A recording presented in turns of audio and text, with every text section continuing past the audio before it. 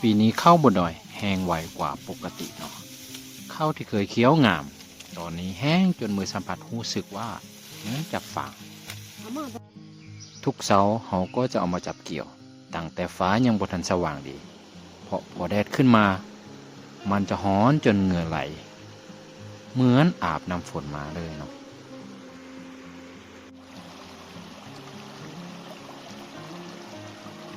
คนที่บ่ได้อยู่บนดอยอาจจะเห็นภาพห่วงข้าวสีทองแล้วคิดว่างามแต่คนที่อยู่บนดอยจะรู้ดีว่ากว่าจะได้ข้าวแต่ละเม็ดมันต้องแลกด้วยเหงื่อและแรงกายขนาดใดปีนี้เกี่ยวข้าวลำบากสุดเลยยังจะว่าข้าวมันแห้งไปหมดแล้วการเกี่ยวก็ต้องได้จับทีละเส้นขึ้นมาข้าวมันหลงแบบนี้นะเห็นบ่แม้ว่าการเกี่ยวข้าวแบบนี้จะเจ็บเอวเจ็บหลังแต่ว่าเขาก็จะปฏิเสธบ่ได้เนาะเพราะว่าถ้าปล่อยอีกไปอีกจักหน่อยข้าวมันก็จะหล่นหมดแล้วเขาก็จะบ่มีข้าวกินในปีนี้ซึ่งปีนี้เขาก็เกี่ยวข้าวลำบากสุดเพราะว่าบางมือเนี่ยเขาเกี่ยวข้าวจนว่าทอดค่ำเนาะแล้วก็บางวันก็ยังบ่ทันแต่งกินซ้ำและการเกี่ยวข้าวบนดอยมันจะบ่คือทุ่งเพียงเนาะเพราะว่าพื้นที่มันลาดเอียงบางจุดก็ไปลำบากไปยากฉะนั้นการเกี่ยวมันใช้เวลาหลายอย่างที่ท่านผู้ชมได้เห็นเนาะ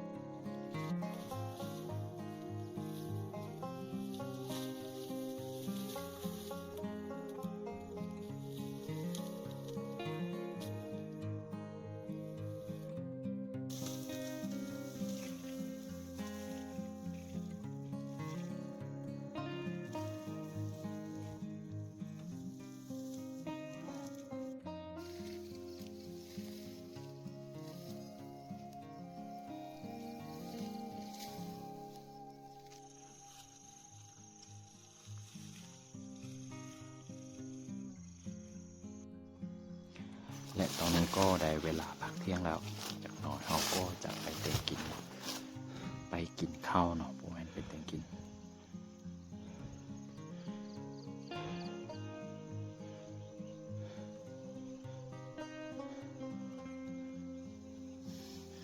ตอนพักเที่ยงทางปีก็จะบ่มีข้าวกล่องบ่มีห้านอาหารมีแต่ข้าวที่เอามาจากบ้านเนาะแล้วก็ของกินที่เฮาแต่งเองเป็นของกินจากอยู่ไห่เนี่ยแหละเนาะซึ่งเฮาก็จะนั่งกินอยู่ตูบน้อยๆเนาะที่เฮาสร้างตอนจูดไห่เนาะซึ่งเบิ่งกระเจ้ากินแล้วเนื่องจากว่ามันเมื่อยแดเนาะมันเมื่อยแล้วก็มากินข้าวก็จะกินแต่ผักแต่มีนะคือแต่บ่แซ่บแต่ว่าก็พอกินได้เนาะพอประทังชีวิตไปเนาะ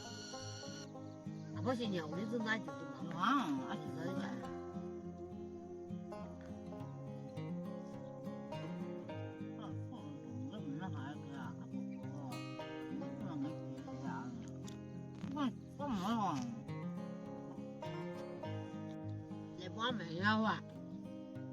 你把他们看我来了，是他们看我这些呀，他们找我话，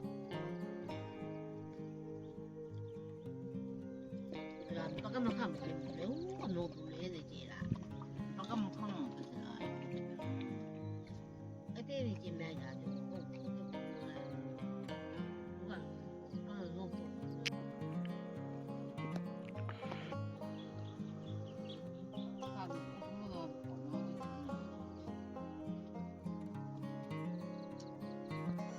ตอนที่เรากำลังกินข้าวก็รู้สึกว่าเนาะมันเหมือนว่าฟ้าปดแล้วก็มันเหมือนฝนจิตกเนาะแล้วเราก็คิดว่าหลังจากที่เรากินข้าวแล้วก็จะกวางข้าวเนาะจะบ่เกี่ยวข้าวแล้วสำหรับมื้อนี้นะ เ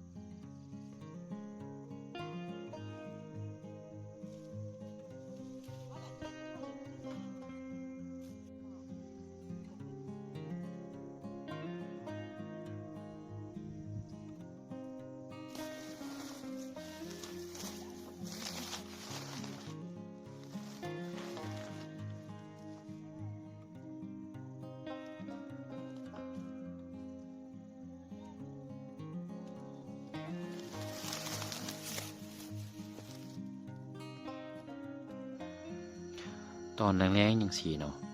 อากาศจะเย็นขนาดคันฟ้าบดอยู่เทิงภูนะ